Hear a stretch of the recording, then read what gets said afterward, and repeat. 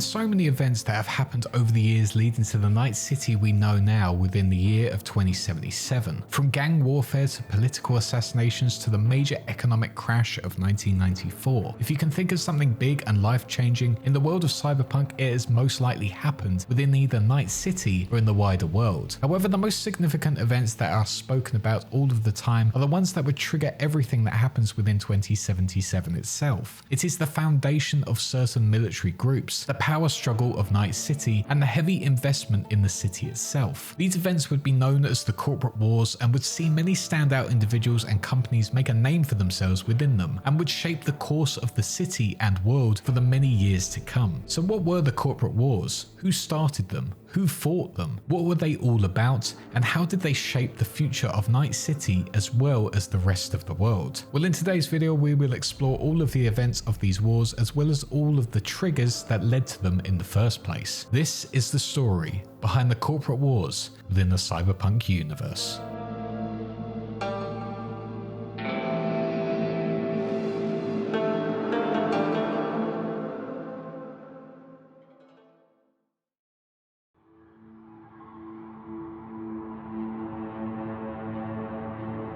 Our story starts in the early 90s, where the world was very different to our living timeline. During 1992, the US found itself within a political war later named the Quiet War against their once allies named the European Economic Community. With the euro on the rise, America's involvement within Europe itself was less tolerated, and because of them being shut out, the EEC started to gain world power, making the US second best, and with the EEC being able to push international policies over the US's policies. To really solidify its power, the EEC wanted to make sure the US knew who they were truly dealing with, and with this defied the US's wishes and sent much needed food and aid to all of the Soviet Union states, which infuriated the US as the Soviet Union were their long-running enemy for years due to their polar opposite political views. With the food being sent to the east, the Soviets accepted the European community as their new allies, and with it accepted the euro-dollar over the US currency. And with this dramatic change in events, NATO collapsed as the Soviets had finally made peace with Western Europe, something that hadn't been possible for 4 decades. After this event and going into 1993, the European community was growing even further, with even a prototype mass driver being taken to the moon on New Year's 1993, showing their strength in the space program. The US had to hit back somehow as Europe was growing in all factors, especially in their military. Here they would hit them the only way they knew how, the most devastating way, through economics. Initially they would start with stock market fraud to try to disrupt military treaty talks between the Soviets and the Europeans, but eventually things came to a head with the Gang of Four, also known as the FBI, CIA, NSA, and DEA, would get together to form a plan where they would show up the economic power of the EEC. Hacking into the stock market of Europe and Asia, the Gang of Four would artificially increase the stocks and promote an illusion of American wealth. This worked at first, however the EEC quickly discovered this plan by the Gang of Four and leaked it to the world press. With the world now acknowledging what the US had done, the exchange rate had been fully undermined, and with it, the full system collapsed, leading to what was known as the crash of '94. After this event, the United States were hit with hundreds of instituted embargoes in their trade relations, and with all of this happening, it was only a matter of time before the event known as the collapse. Now with limited trade opportunities and the stocks being worthless, the elderly were hit first, losing all of their pensions and investments, meaning they had no more savings and essentially became homeless and forced to move into relatives' properties. In the end, America had no way to help their finances. They couldn't lend from anyone. There was an overwhelming violence on the streets and millions in the process died. Militaries really tried to help control the violence and bring supplies to those that needed it, but in the end it was useless, and whilst they did save many lives, it really was not enough. With the euro-dollar thriving out within the rest of the world, mega corporations had essentially started to run the world and would seek out more and more property to grow their profits. The year was now 2004, and within this year, one company named Transworld Airlines, TWA, was failing as a business and needed dramatic help. One company at the time named Electronic Business Machines attempted to buy out the failing company and met with the CEO of it. The deal, however, did not suffice and would fall through. With this, another company named Orbital Air took this opportunity to take TWA for themselves, desperate for the TWA's air traffic facilities, and with this would go on to immediately block EBM's buyout attempt. This was quickly realized by EBM, who decided to hit them back with some of the same tactics, but this time a bit harsher. EBM would go on to hire terrorists to go on to kidnap Orbital Air's business negotiation team, who were traveling to meet with TWA. But during their task, the terrorists would fail, and immediately it became clear to Orbital Air that EBM was responsible for hiring them to ruin their business plans. It didn't take long for Orbital Air to step up their game once again, and after this attempted attack on their negotiation team, Orbital Air recruited a technology company known as Zetatech to help them in their conflict against EBM. Immediately, Zetatech started a large-scale net attack against EBM using their finest hackers, but unfortunately for this relatively small technology company, their attacks were repelled by EBM, and with their resistance forced Zetatech out of the war completely. Now with the nuisance that was Zetatech out of the way, it was finally time for EBM to start their own attacks on Orbital Air's facilities, using physical attacks and technological ones as well. Here both sides would take to using corporate solos as well as proxy soldiers from the third world to conduct these attacks, as well as using acts of terrorism, net attacks, and forms of piracy. Two major battles happened during this, the first being within an EBM space station which was raided by the Orbital Air Commandos successfully, but this attack brought to the attention the European Space Agency, who denounced both companies and demanded that the two not fight each other within low Earth orbit. The second major battle was the one that finally ended the war between the two, which took place in the year of 2006. This saw the Orbital Air Commandos doing another successful attack on EBM, but this time on their compound which housed their CEO, Ulf Grunwalder. With his capture, EBM were forced to surrender to Orbital Air, and with it the war was officially over. This set a precedent for the rest of the world and sent a message to the other corporations. This war showed that military-style warfare against other corporations was indeed a viable business practice. Whilst both companies lost hundreds of millions of euro dollars, in the end, the winning party profited from it more than they could ever have hoped. Thanks to this series of events within the years of 2004 to 2006, this was just the start of corporations fighting for profits. This had now become the era of corporate warfare.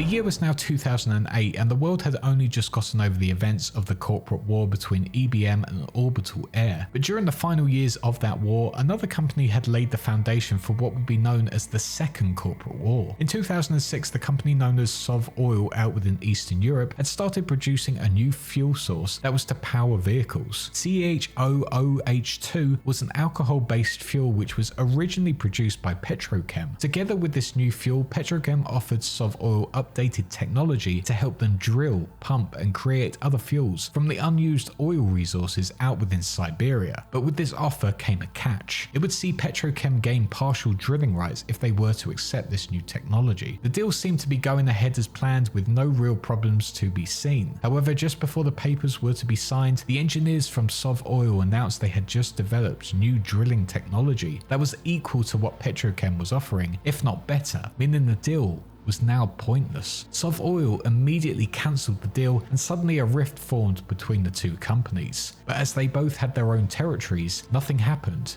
just yet. A year passed and both Sov Oil and Petrochem looked outward to expand their empires, both looking at the South China Sea, and started to move into that area. The rift the two had formed got even more hostile during this as they both sought this land, and eventually that tension turned to aggression, and by April 2008, the Second Corporate War had officially begun. The starting point of the war was when the offshore platform owned by Petrochem, named the Sabino Bravo, exploded. Not knowing why, Petrochem immediately accused Sov Oil of using explosives on it to remove it from the land. This kicked off a series of events which involved public verbal battles between diplomats who represented each corporation. After these hostile communications broke down, Petrochem were the first to attack using their military divers to plant explosives on a Sov Oil platform, Patron to get their equal revenge for what SovOil had supposedly done to them. The military divers were successful and the platform was destroyed, kickstarting full-scale warfare. Oil facilities were obviously the main target for both of them, as this was their lifeline, and with these being the targets, both sides would see huge losses in just a matter of weeks, with both losing around 75% of their oil facilities. After a year of intense fighting, Petrochem got what would be a crucial win for them in their battle, when they captured the Spratly Island chain and assassinated the CEO and founder of SovOil, Anatoly Novikovo, utilizing military planes from the government of Malaysia. To many, this would look like an easy victory for Petrochem, as they had essentially removed the head of SovOil. But despite everything, SovOil regrouped and used this loss to really hit them back, and eventually were able to overpower Petrochem, endlessly repelling every attack Petrochem threw at them. With so many failed attacks, Petrochem was seriously weakened by October of 2009, and with it, SovOil were able to take de facto control of the South China Sea. The war was officially over and Petrochem had suffered a great defeat, forcing them out of the area. But to add to their humiliation, it was also discovered after the war ended in 2010 that the initial explosion that triggered the events of this war in the first place was not done by SovOil at all. In fact, it was just a rogue accident, and no one was really at fault. Like with the first corporate war, the second one between these two huge oil companies really sent shockwaves all over the world. No one had really seen a conflict like it between two corporations' militaries. The amount of influence the companies could muster from the Pacific Rim countries was pretty scary, showing just how powerful they really were. And on top of all of that, both companies, especially SovOil, were able to place their own governments within some countries and then ignore the demands of the nation states and only focus on their self-interests. But the worst part of the war was all thanks to what they had targeted in the first place, the oil refineries. With most of them destroyed, this meant the southern part of the Pacific Rim was massively polluted, with conditions being described as all but uninhabitable by the year of 2020, forcing many to have to flee the area. Once again, two corporations had devastated part of the world and used militaries many had never seen before. But although this was the worst war so far, this was not the end, and in fact only highlighted to corporations once again that war was extremely profitable to the victors.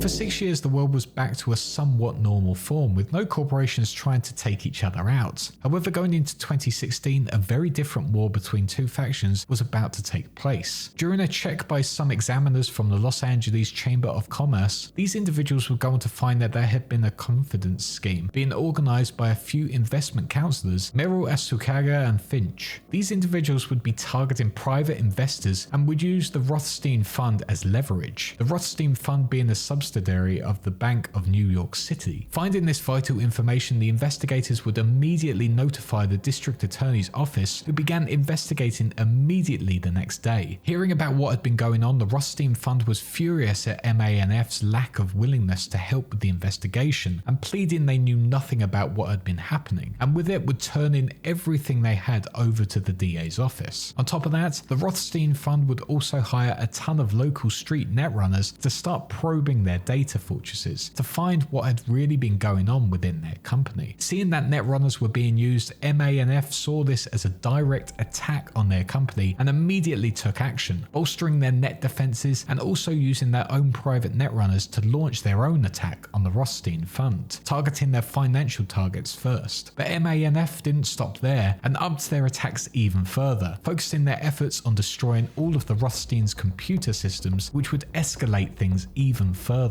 With all of this happening, data fortresses became heavily armed as everyone waited to see what was going to happen next. But with all of this happening, Netwatch, the worldwide net policing organization based in London, took action and limited net access for everyone, trying desperately to crack down on computer crime, and on top of that doing regular sweeps which would result in numerous arrests as well as flatlining many individuals. With the net being off limits for their attacks, both parties sought out the help of mercenaries, and for a short 12-hour period, small battles took place within low Earth orbit and on Earth as they tried desperately to destroy the physical locations of their enemy's net communications gear. Despite these battles being small in scale compared to the previous corporate wars, many lives were lost during it, and on top of that, millions of Eurodollars were lost in material destruction. For 6 months, this net war continued, with many raid attacks providing no real use to either side, with it being said that the 12 hours of conflict did more damage to both sides than their battling for half a year. Eventually, the war came to a close as the Rothstein Fund just simply ceased to exist. For the MANF, however, they would go on to deliver the corpses of the 2 of their executives who had started this series of events over to the LADA, and on top of that, offered to pay for all of the damages caused within the LEO as well as on Earth. Whilst not the most dramatic of wars, this one certainly was unlike anything else, mainly using the net to conduct all of the battles. To many, it was a shock how long this war lasted, considering how it all began, and many were confused by the means of warfare, believing the net being the main weapon to be very confusing. This war may not have seemed significant, but actually it was arguably the most important one, as for many people, they saw this as the new form of warfare, using the net to do all of their battles. Others stated that militaries would still be used, and in fact this actually changed nothing. But their questioning of the future of warfare did not have to wait long, because not long after the third corporate war had finished, a new one was just about to begin. But this one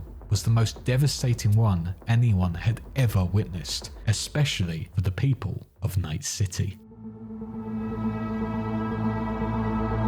As the world went into the year of 2021, a very familiar thing was to happen again, something many would remember from the past. This involved the megacorp IHAG, who specialized in underwater shipping and tech. Unfortunately for the company, like with TWA back in 2004, they were to go completely bankrupt, which would immediately bring 2 parties into the equation who both wanted to buy them out and take their assets for themselves. These 2 aquacorps were Sino, located within France, and OTEC, an American organization based within Hawaii. Like with the original corporate war, both parties took to manipulating the stock market and played around with economic warfare, but this only made things worse, and as time progressed on, it was only a matter of time before true fighting was to take place. With both companies being financially equal, combat was their only option to seize control of IHAG. In November of 2021, OTEC would officially start the conflict by sending in a strike force to intercept Sino negotiators and stop them from attending the talks. A very similar move to what had happened within the first corporate war once again.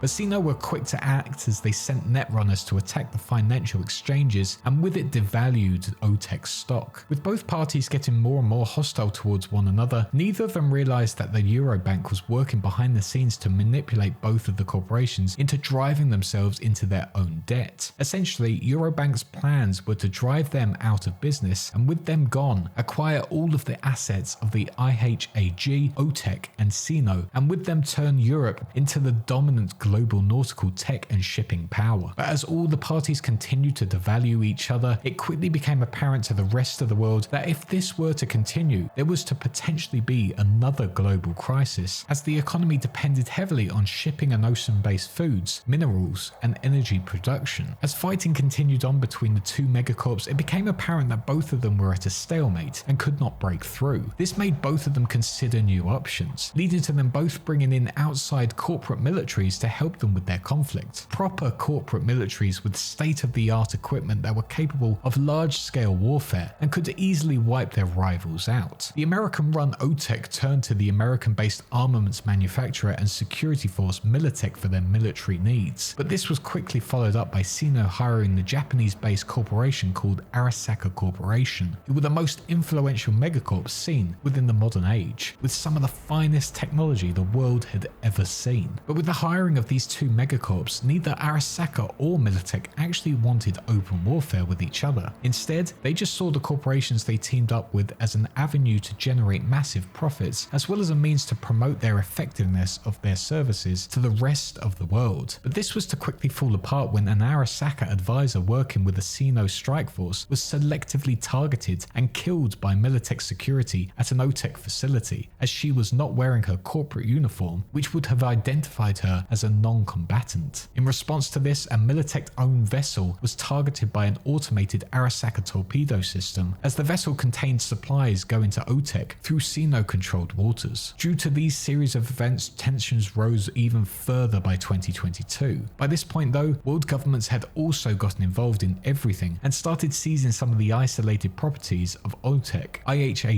and Sino in what was said to be a form of protective custody. This act only led to further conflicts between the two, as well as other governmental forces. These conflicts however triggered the next series of events when in February 2022, global pressure forced Sino and OTEC to come together and negotiate once and for all. But there was one problem with this. Arasaka and Militech had gone above and beyond their contractual obligations, and now the tension between these two had become even more hostile. Due to so many different events over the years and a series of multiple accidental damages caused to each other's assets, this war for Arasaka and Militech had become a personal one. And while Sino and OTEC came to an agreement and ultimately an end during the early months of 2022, for the other two megacorps, they had now entered what would be known as the Shadow War. The date was the 20th of February 2022, and Eurobank realised their initial plans for the takeover of all their corporations was not going to work due to the involvement of both Arasaka and Militech, and because of that sole reason, they had to get both Sino and OTEC to work things out and create peace once again. That, or the global crisis would be real. With the talks being successful, both of the corporations cancelled their agreements with their security teams of Arasaka and Militech and went back to running their corporations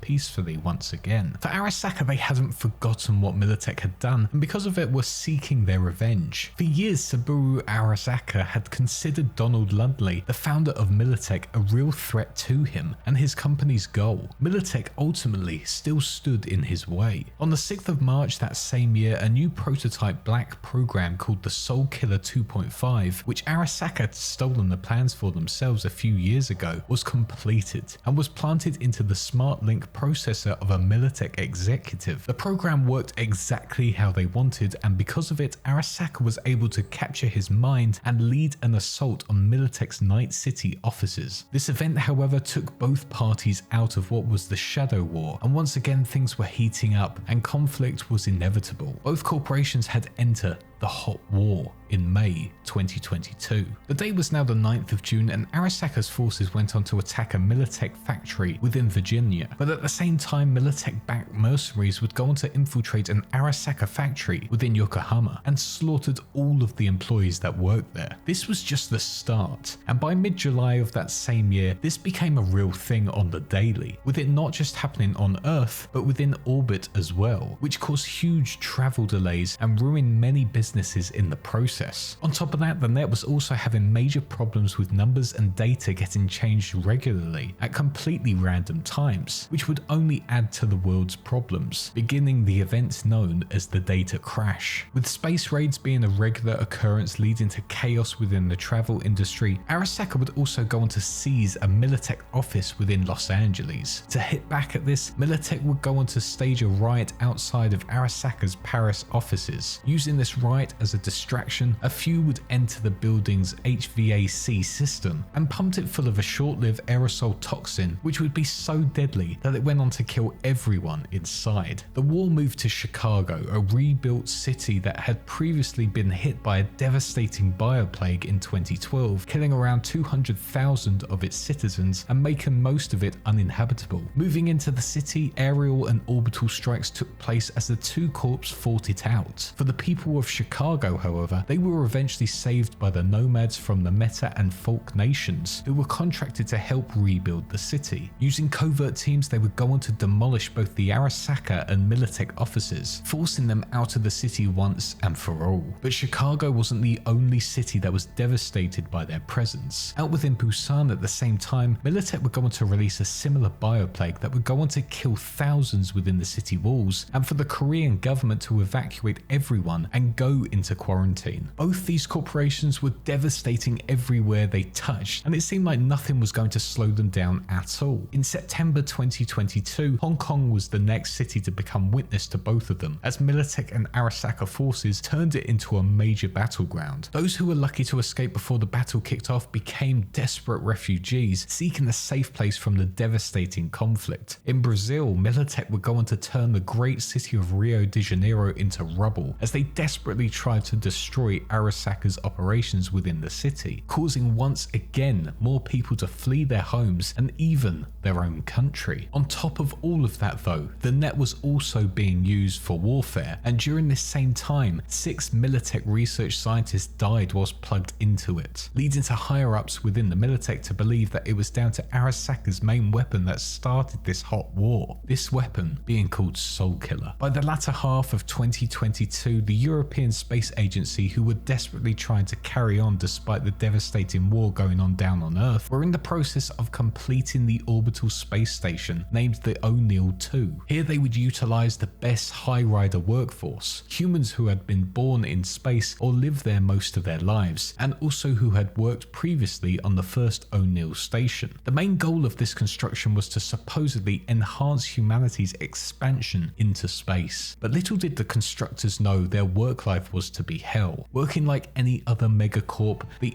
ESA did not care for their workers, giving them little to no rest or recuperation and forcing them to work in extremely dangerous environments. This would lead to at first peaceful protests about working conditions. However, this was quickly met with violent, disproportionate use of force, with the main aim to break the morale of the workforce. By the 29th of September 2022, there was a boiling point between the workers and the ESA's station masters, which was also met with a fear of becoming collateral damage due to the ever-intensifying war between Militech and Arasaka. Eventually, the High Riders were able to come up with a plan to overwhelm the ESA security and take over full control, making themselves independent from ESA and EEC control. They knew they could win this as they outnumbered the ESA security forces 40-1 and knew that the ESA did not have enough guns and resources to hold them back, also learning information about their reinforcement timetable to pick the best time to do it. Knowing the ins and outs of the O'Neill 2, once they overwhelmed the security, they would take over control and start an orbital bombardment of a number of key ESA and EEC facilities, as well as tactical defensive destruction of a number of corporate-owned orbital weapons. This conflict lasted just 7 hours and was extremely efficient for the High Riders, who had now officially become free from control, along with other low Earth orbit colonies. With no allegiance to anyone on Earth, those in the space stations would be seen as neutral to the ongoing ground war between Arasaka and Militech. But considering how much power they held within orbit, both Japan and the United States of America were eager to get on their side and instantly recognized them as the new High Rider Confederate government within O'Neill 2. By the fall of 2022, some parts of the world had had enough of the global conflict, and for Southern California and the Republic of Texas, they would go on to fully nationalize all Arasaka and Militech facilities within their borders. After seeing this, the European Economic Community stated that if war did not stop, they would do the same in their regions. For a time this worked until a Militech showroom in Italy was invaded, and immediately the EEC carried out its threat and began nationalizing all Arasaka and Militech facilities within Europe. But for Arasaka and Militech, both of them protested this and stated it was done by the EEC themselves to justify their nationalization plans and take all of their assets for themselves. But it didn't just stop with the EEC, as Japan also was inspired to do the same. But as their Prime Minister went to gather their assets and seize control of Arasaka, Saburo used his influence to keep the PM away from his company. This did not last long, however, as Saburo's rebel son, Yorinobu Arasaka, would go on to supply information to the government of Japan, which would eventually lead them to nationalizing all of Arasaka's assets. With Japan taking action, it was now down to the United States to end the global conflict once and for all. With this, President Elizabeth Kress, the ex-Militech president, reactivated the commission of Militech CEO Donald Ludley to work with the government. With this act, Militech gave over all of their assets and fully nationalized Militech, much to Ludley's frustrations. With Japan owning Arasaka's assets and the US owning Militech's, peace could finally finally be on the table and the global war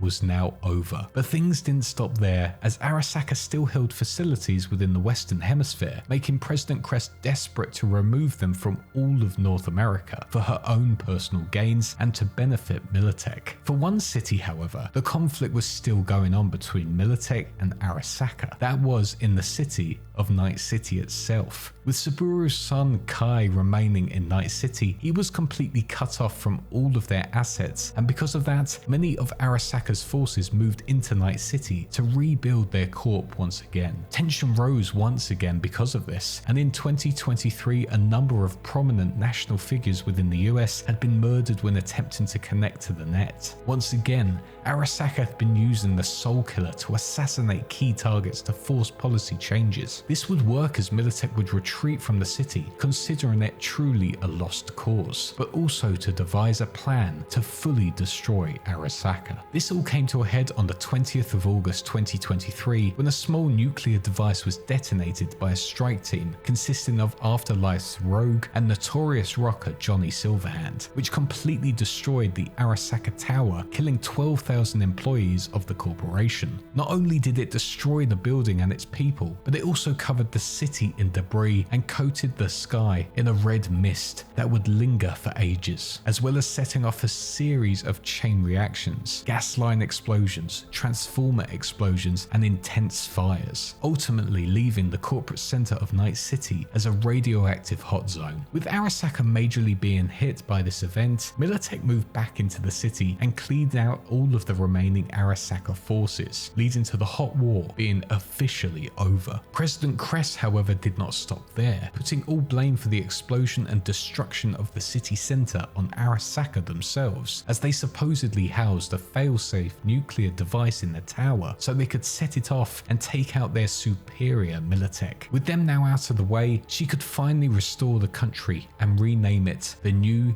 United States. And by 2025, Militech had become the national army of the US, wiping out all of the enemy forces and finally bringing about the end of the Fourth Corporate War. For decades, corporations have been at each other's throats trying to end one another to gain vital assets for their own growth. But no war was as devastating as the Fourth Corporate War that saw multiple cities fall to complete destruction thanks to the selfishness and personal differences of the people of Arasaka and Militech. Whilst the world is now finally at peace once again with the Fourth Corporate War now over, the year is now 2077 and Arasaka are finally back into the picture once again thanks to the decisions made by Night City's government. Will there be another corporate war in the future, or have they learnt from their previous mistakes? Only time can really tell. But knowing how the corps act, it's only a matter of time before something else kicks off. But for now, this has been the story behind the first, second, third, and fourth corporate wars from Cyberpunk. And that is the lore behind the corporate wars from the Cyberpunk universe. I want to say a huge thank you to you for watching this video, as well as my amazing patrons who allow me to make videos like this, including our small fishes, my big fishes, Christopher, Last Persona User, and Arto Creme, my YouTube channel Wise Ones, Fiery Italian, Ico the Wolf, and Sith Lord 906, my sharks Whale Such Gaming and Jason X117, and my Megalodons Sinus Jacob Garcia and Chernobyl Stalker. If you also want to support this channel, you can find the link in the description below, but if not, please do leave a like, check out my other lore videos, leave a subscribe if you haven't already, pick up a tub of G Fuel if you want to support this channel financially, or just leave a nice comment to help get this video out there. But that is all for now. Stay safe out there and see you all in the next one. Cheers.